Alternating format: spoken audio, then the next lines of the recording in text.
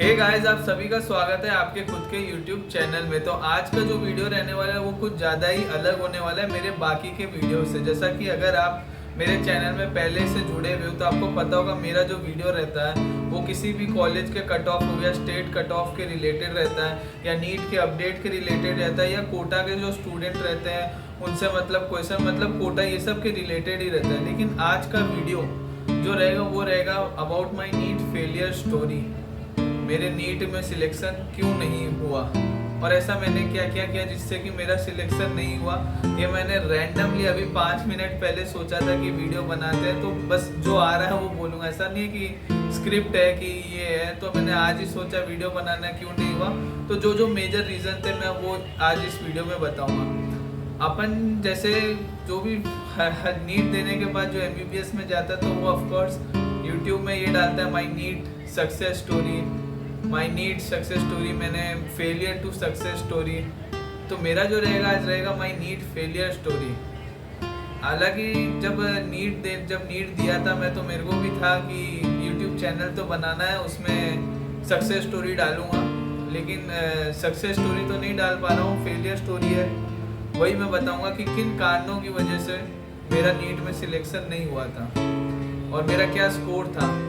ठीक है, तो देखो जो अपन देखते हैं इंटरव्यू नीट टॉपर से अपन को पता चलता है कि वो क्या क्या करता है जिससे कि नीट में सिलेक्शन हो जाए, तो अपन उनका वीडियो देखते हैं। मेरा वीडियो क्यों देखोगे भाई? नीट में तेरा सिलेक्शन ही नहीं हुआ तो वीडियो देख के क्या सीख मिलेगी? तो वो तो ये बता सकते हैं कि क्या उन्होंने किया जिससे उनका सिलेक्शन हो गया।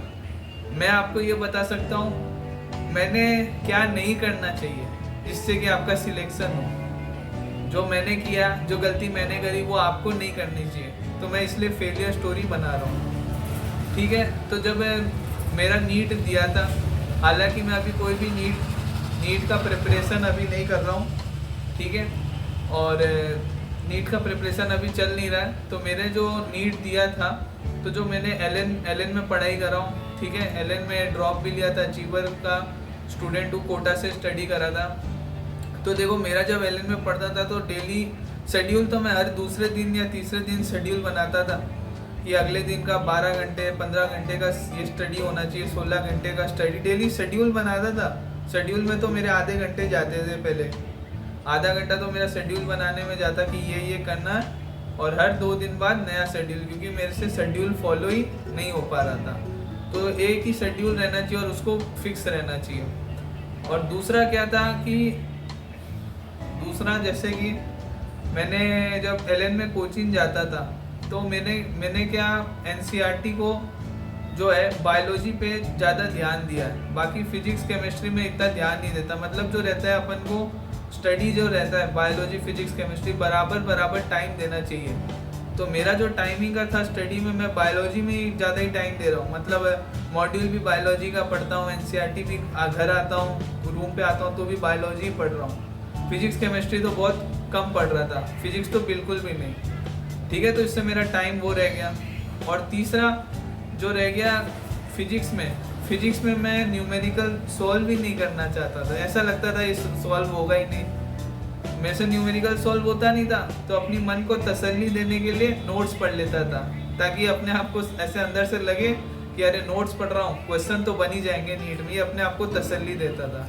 पर जब भी माइनर आता था या मेजर तो नीट में भी इसी कारण मेरा मार्क्स आए नहीं, क्योंकि प्रैक्टिस तो करा ही नहीं न्यूमेरिकल, सिर्फ नोट्स पढ़ता था, सोचता था ये नोट्स पढ़ लिया, क्लास के क्वेश्चन है देख के वो कर लो, और टाइम फिजिक्स में वैसे ही कम देता था।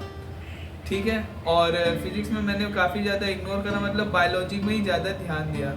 MCQ भी प्रैक्टिस बहुत कम कर रहा था जब एलन में था, और ये हो गया।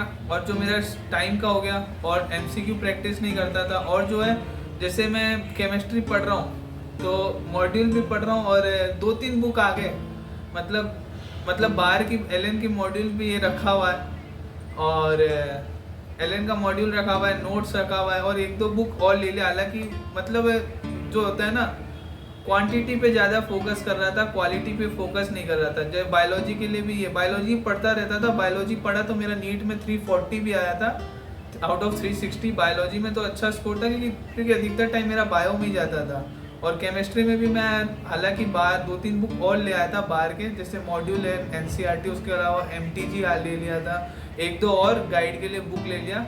हालांकि क्वेश्चन प्रैक्टिस नहीं करा कुछ में, पर मतलब बुक ले लिए थे, जिससे कि सोचता हूँ कि इसी टॉपिक को इधर से भी पढूं, इधर से भी पढूं, इधर से भी पढूं, तो ये गलत हो गया।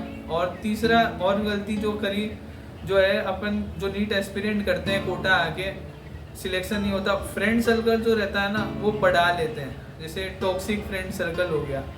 और अपना फ्रेंड सर्कल ज़्यादा बड़ा रखना भी नहीं चाहिए। 3-4 जन है जो बात भी कर रहे हैं तो बस एमसीक्यू के बारे में और टॉपिक के बारे में बात कर रहे हैं, ठीक है, ये सब हो गया।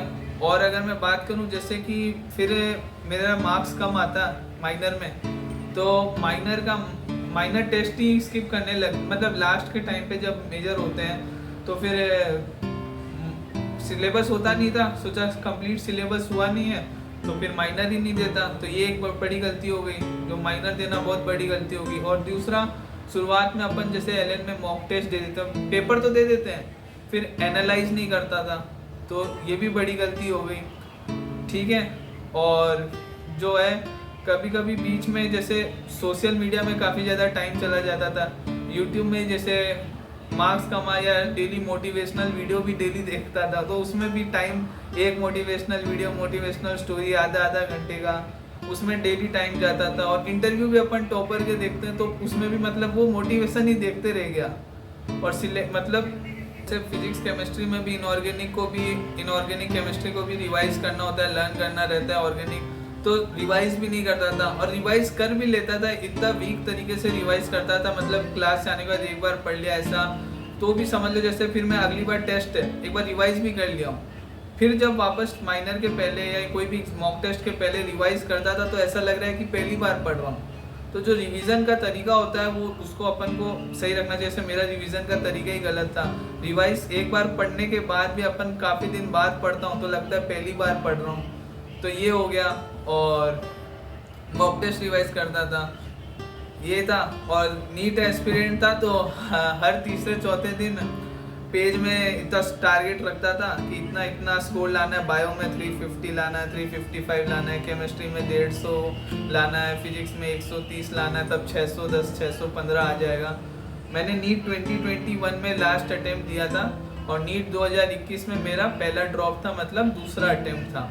उसके बाद से मैं प्रिपेयर नहीं कर रहा हूँ, लेकिन कुछ कमेंट आए थे कि आप क्या नीट 2025 दोगे, तो मैं नीट 2025 अभी तो नहीं सोचा, अगर दूंगा तो मेरा 5वां ड्रॉप हो जाएगा अगर 2021 से काउंट करो, और 6ठा अटैम्प्ट हो जाएगा, क्योंकि पिछले 3-4 सालों से मैं कुछ भी पढ़ा नहीं हूँ। तो मेरा लास्ट अटैम्प्ट 2021 में था, जो कि मेरा सेकेंड अटैम्प्ट था, जिसमें मेरा स्कोर बायो में 340 आया था आउट ऑफ 360, और फिजिक्स और केमिस्ट्री में दोनों में बिलो 100 आया था, ठीक है। तो मेरा यही वीडियो का बस यही ऑब्जेक्टिव था कि जो मैंने गलतियां करी वो आप ना करें, जो मैंने इस वीडियो में बताई।